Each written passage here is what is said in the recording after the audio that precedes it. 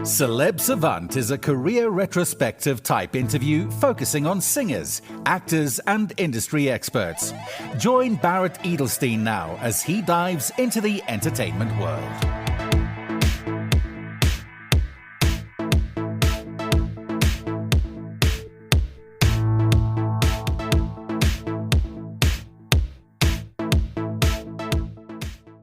Cape Town band Lost Youth is known for the unique fusion of raw 90s rock energy with classic 70s sound.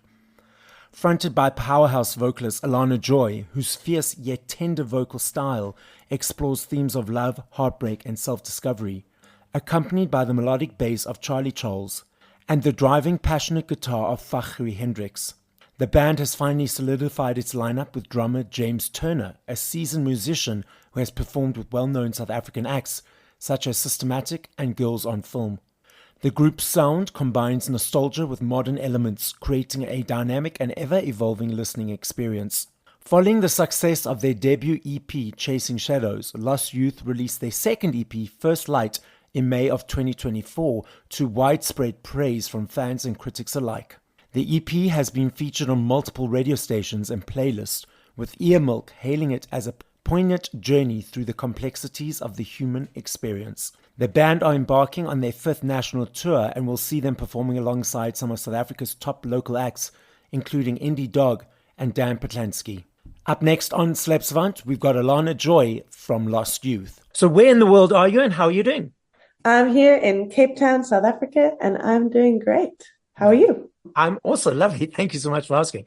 How did the name Lost Youth come?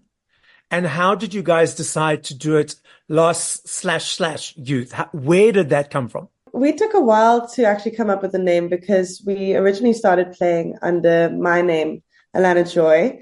And we quickly realized, okay, this is more than just, a solo project with some session musicians. This is a real band, and we wanted to be represented as a real band.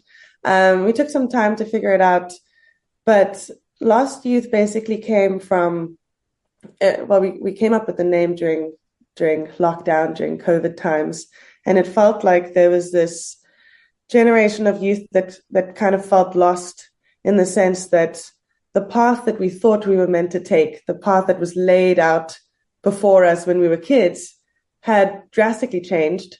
And I just felt like there was this generation that also had lost a lot of time to the pandemic. I mean, I guess everybody did, but when you go into the pandemic at the age of 22 and you come out at the age of 25, it feels like now I'm a real adult, and I miss that section of my life a little bit. So that's where it kind of came from, but it's evolved and it's turned into new beautiful things, and I love hearing people's perception and interpretations of the meaning. Yeah, it's always very inspiring. So when I look at it, those two lines, slashes for me, look like a path. Okay. And lost is the beginning, but then when you find your inner child and your youth, it guides you back on your path. That's what I see.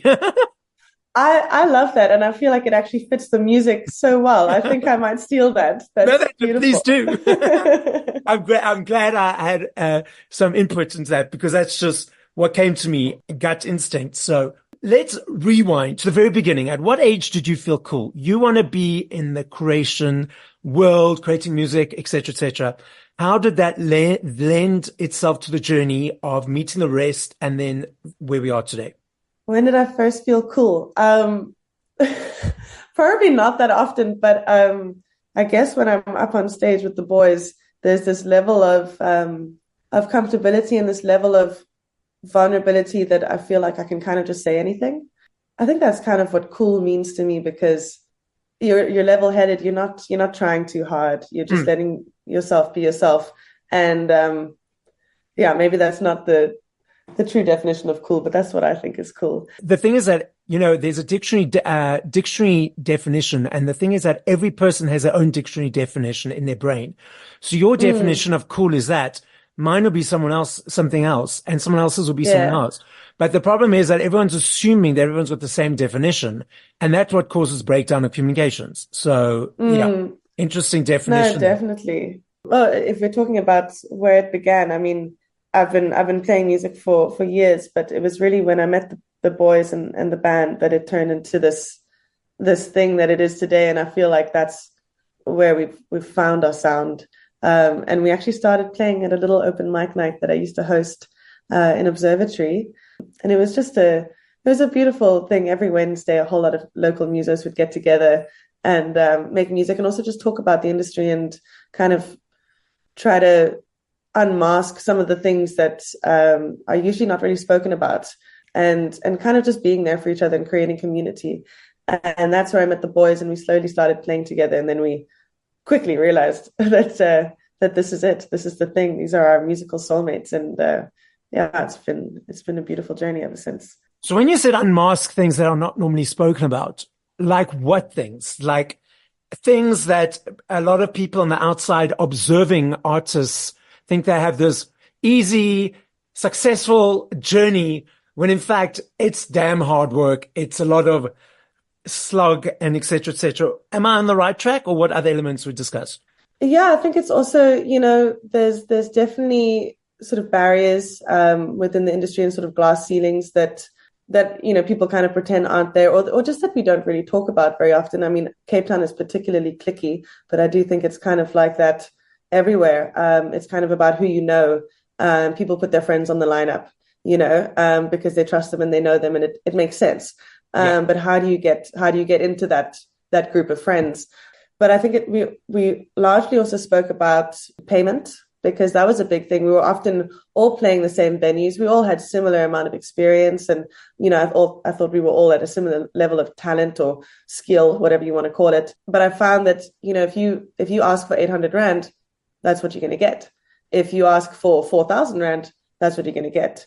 If you ask for 10K, they'd probably say no when you're starting out, but who knows, maybe you'll get that. And we kind of found it was really helpful to talk to other musicians and be like, oh, we both played that gig. You played it last week. I played it the week before. What did you get paid?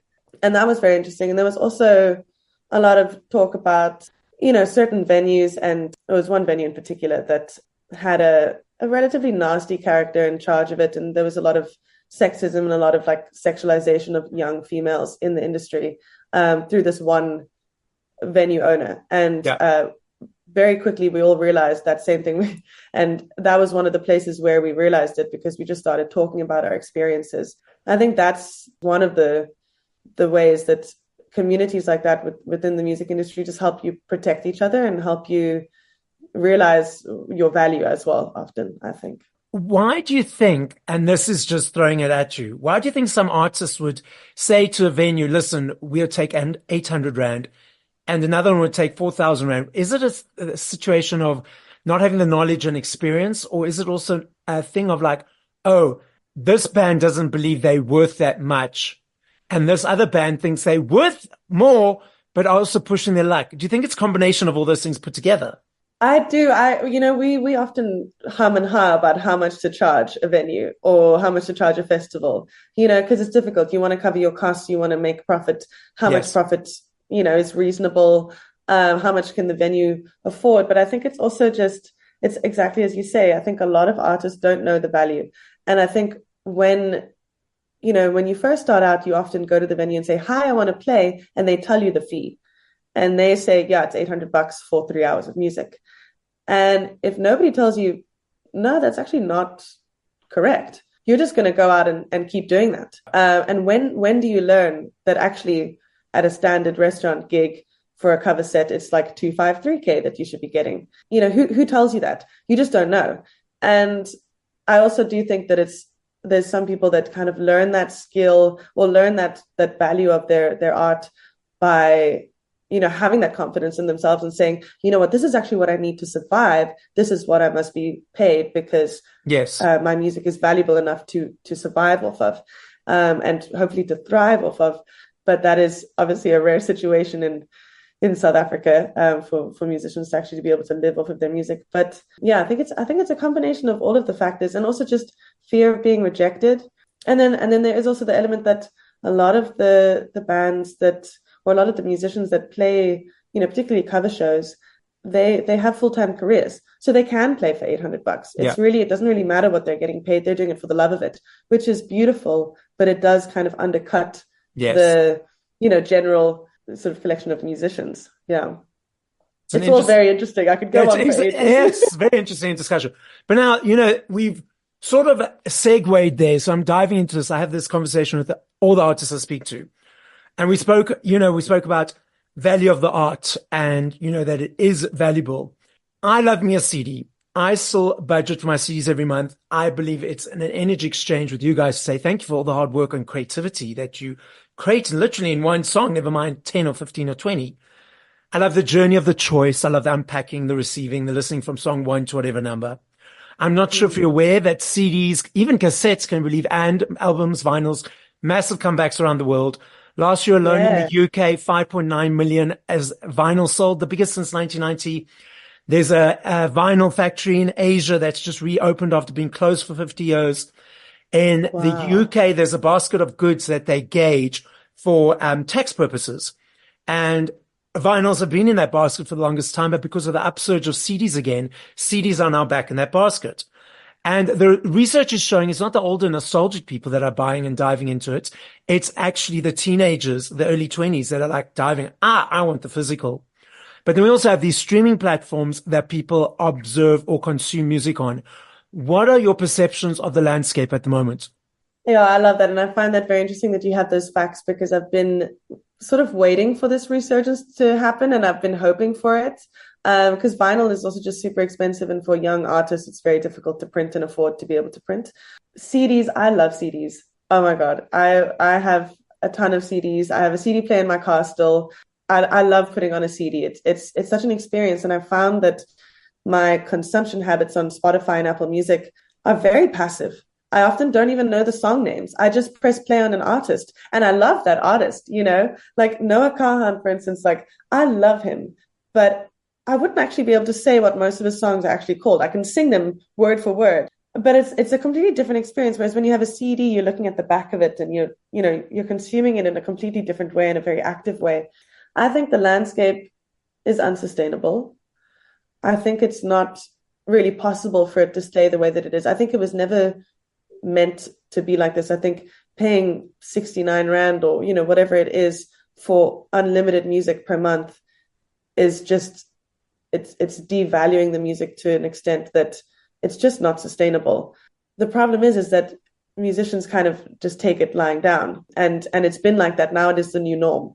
So to get away from the new norm is very difficult. But I see that, when you look at the trends of the music industry, every couple of years it shifts. And I expect there to be another shift, and I wouldn't know what that shift would be. And maybe it is actually just as fashion goes, recycling these trends of these ways in which we've consumed. And I think that would be really beautiful if CDs came back, because it's such a beautiful way to experience it. And there's the lyric book, and you get to read about, the artist, and it's not just, this sort of digital platform. And I mean, you can make digital engaging and you can make it meaningful, but having something that is physically in your hand is just, it just always feels different. So I hope it goes back to CDs. I don't know what's going to happen next, but I'm sure something is going to happen soon that changes the landscape again, because that's the trend of how it's always been, I think. But also the thing is that, like, I saw a clip of Snoop Dogg the other day saying, like, they got paid so little for this, so much, so many streams in that. The artists are starting to voice. But the other challenging thing is that I speak to a lot of people who are not really in the industry, who are just sort of consumers and observers, and on the peripheral, like they like a song, they like an artist. And a lot of artists put on, they had 100 million streams, or they had 200 million streams. So the people seeing that think, oh, wow, they made so much money. They don't realize for those 100 or 200 million streams, they literally got $1,000 or something as ridiculous as that. So I think there needs to be an education bridge that happens between the industry and the consumers, which I think is starting to happening by more and more artists speaking out, like Snoop Dogg and that, to say, yes, cool, I got 200 million streams, I appreciate it, but can I get more of these royalties on those streams? Yeah, I think it's also just so difficult because, I mean, seemingly from the stats that I've been looking at, Spotify is still not profitable as a company. Obviously, the CEO is getting paid lots, and so are the, probably the high level of employees. But as a company itself, it's like one of these tech companies like Uber and all of these things that aren't actually that profitable in reality, despite their, stock price being high. And to me, that just means that the value that we've placed, the price point that we've placed on music is it's just way too low. Exactly. If the company themselves can't make profit, if the artists aren't making enough profit and actually not making profit, because to record an album is bloody expensive. Exactly. Yeah. And unless you are selling merch and touring really, really hard and kind of constantly as a smaller artist, you're never going to see that money back. I mean, even the bigger artists are turning towards tours and merchandise to make money. And it's sad that the music itself, the recording itself, which is really valuable, is just not being seen as it. That value is not being, exactly. That's why sorry to interrupt. That's why so many artists these days are going on tour, like they hadn't been on tours for a while, because now it's their only income, their only revenue stream. Unless they were like the big ones who made all the millions in the 80s and 90s, and they can sort of sit back and relax.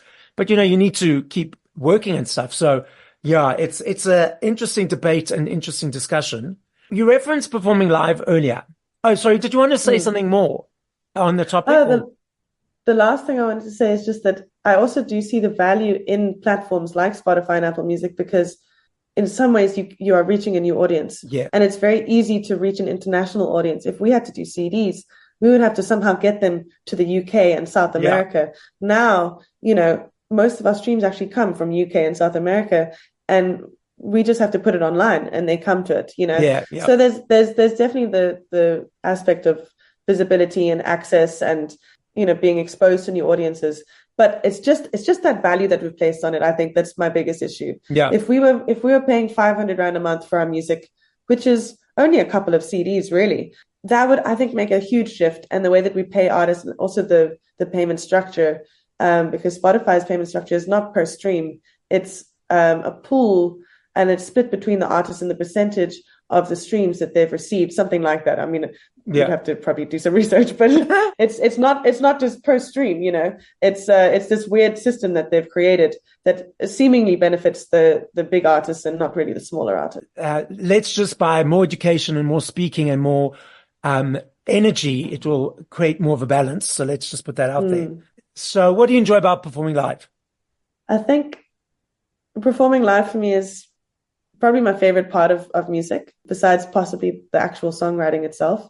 It feels very cathartic. It's like when everything goes into that zone, when you're not thinking about anything else and you're not wondering about, what the audience thinks, and you're not wondering if you're going to play the right chord next or, what the drummer's playing. You're just in that moment. And especially when you're playing with a band like that, when there's 4 people that are just all connected together in this state of flow, that to me is just the most magical feeling. And it feels magical. It feels almost like religious or like spiritual in the sense of it. Just like, how can people be so connected? How can I know exactly what the guitarist is going to play? And not because he's practiced that 1,000 times, he's playing something different on the solo, but I'm going to sing at the same time and somehow hit that same note with him. And, we just catch each other. And it's like, and also when you're writing songs like that as well, it's just really magical when you don't know where the other person's going to go, and you're literally writing the song in the first place, and yet you somehow hit the same vibe or the same notes, and you just follow each other. And that, sliding away from live music, but that's what I love. No, but I mean, if you think of it, that's life, because we are all energy. Everything's energy, inclusive of music, and energy flows. It flows and interacts. And the problem is that everyone is trying to control things. If you think of control, every person who says they've got things under control, if you stand here now in one place trying to hold on to energy, something that is unseen by these eyes, it's normally the third eye that can feel energy, but people stand and try and hold on and control things. If you cannot see it and it's something that's flowing and interacting, how can a person ever have something, say they've got something under control? Because normally those people, when life happens, then they lose the plot. That's true. I think there has to be an acceptance of this, that everything is constantly moving and changing, and the natural state of the universe is chaos. So you can't control it. You have to kind of go with the ebb and the flow. I mean, look, I'm somebody that does like control. I like to believe that I'm in control, but that's clearly not the case most of the time. I think what I like to control actually is I know that nothing is in my control, but I like to try to control certain elements and try to sort of put in things that, while we've been planning this tour, there's a lot of stuff that can go wrong. So I'm trying to sort of preempt and plan and do the work for as much as I can, even though I can't control anything. Yeah. I can control myself and I can sort of position myself in the band to be in the best position. And hopefully nothing terrible will happen on tour, touch wood, because we've hopefully thought of all the things that could But also the thing is wrong. that it's about that positive intention. And I'm not saying something will happen, but if something does happen, then it's just in anything in life. It's people like, oh, something goes wrong. But then aren't those the greatest learning experiences that we have? They really are. And that's where most of my songs have come from, is from these like sort of terrible things that have happened. And I must say, like, I've recently had a few shitty things happen in my life, health and heartbreak and weird things, and actually sort of going through it and coming out of it. Or when I say coming out of it, I just mean everything's still happening, but I'm lifting myself above the chaos to kind of be able to see it and to not let it consume me and depress me and, tear me up inside. And it's quite freeing when you kind of, when you get to that point. And sometimes you have to go through the actual real difficult part to get to that point. But when you get to that point and when you can reflect on it and you've realized what you've learned, it's very freeing. The challenge is with a lot of humans, they don't choose to learn the lessons. They just go through the same cycles. So you referenced that's what a lot of our songs are about, actually. It's just these lessons that we learn. And I'll sing the song that I wrote 4 years ago and I'll be like, oh, I'm learning that same lesson again right now. But at least I've, learning it from my own song again. Yes, exactly. And my own experiences, I guess. You referenced the tour that's coming up. Tell us all about it. So we released an EP in May called First Light. And it's basically a part of this 2-part concept project that we've been working on. The first EP was called Chasing Shadows, and it was a bit darker, and it was a lot about heartbreak and loss and sadness. And now this one is called First Light, and it does feel a lot lighter. It's a little bit more acoustic. It's more self-reflective. It's more about, as you say, like the lessons that we've learned. And now we are touring it. So now we're going to Durban and Pretoria and Joburg. We've already played a lovely show in Cape Town. It was our fundraiser show. It was really beautiful. It's the first daytime show we ever did. We did like a little mini daytime festival, and we had thrift stores and tarot card readers, and it was just really fun. And now we're heading off on tour, and it's going to be about, I think, just less than 3 weeks that we're on tour. And we're playing with some of our favorite bands from around the country. We're playing with Poster Boy and Freddie L and Indie Dog, Dan Patlansky. Yeah, there's more. And sorry to the people that I didn't mention, but we love you. And I'm so excited to go on tour again. I do work a 9 to 5. I'm one of those musicians that cannot survive from the money as it is. And I'm so excited to just hit the road and to not think about my 9 to 5. Hopefully they don't contact me too much. I know they will, but it's fine. I accept it.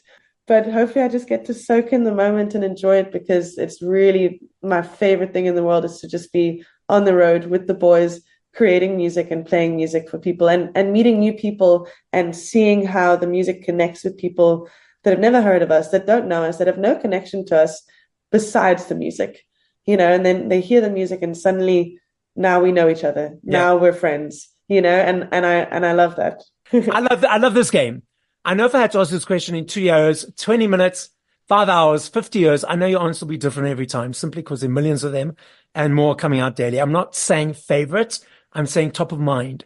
If you had to push play to 5 songs by other artists once we finish this conversation, what would those 5 songs be and by whom? And if you can't think of specific songs, just top of head 5 artists. Yeah, that's a tough one. But okay, so I know Hosier immediately comes to mind. I'm not sure what song right now, but maybe I'd say From Eden, because it's one of my favorites. I love Phoebe Bridgers and Boy Genius. Maybe Bite the Hand That Feeds You. I think that's Boy Genius. And I love Halsey. Wouldn't know what song to choose. Yeah, I wouldn't know what song to choose. Tracy Chapman, For My Lover. And then I should probably pick a rock song in here or something like rock leaning, because otherwise the boys are going to be like, everyone's going to think we're pop now or like indie folk or something. But oh, Foo Fighters. Oh, let's do Foo Fighters. I love the Foo Fighters. I don't know what song, once again. I love times like these, but there's many, maybe Aurora. Yeah, there's some beautiful songs by the Foo Fighters. I watched them play live in Germany last year, and it was, I swear to God, the best 2 hours of my whole life. Some random person that I'd met literally a minute before they started playing, put me on his shoulders for half the gig, more than half the gig. Oh, wow. And I was on top of the world. And Pat Smear looked right at me twice, and I grinned at him, and he grinned back at me. Dave didn't look at me. It's fine. I forgive Dave for not looking at me, but Pat Smear looked at me, and I was like, oh my God. That's so funny. Lovely list. Most of them are on my list. So I just need to add a couple. So thank you for that. The podcast is listened to throughout the world. As a final message, what would you like to say? Well, I guess I hope you go listen to our music. And if you do, I hope it makes you feel something. Thank you for listening to this episode of Celeb Savant. Please follow Barrett on TikTok, Instagram, YouTube, and Facebook at Celeb Savant. That's CelebSavant.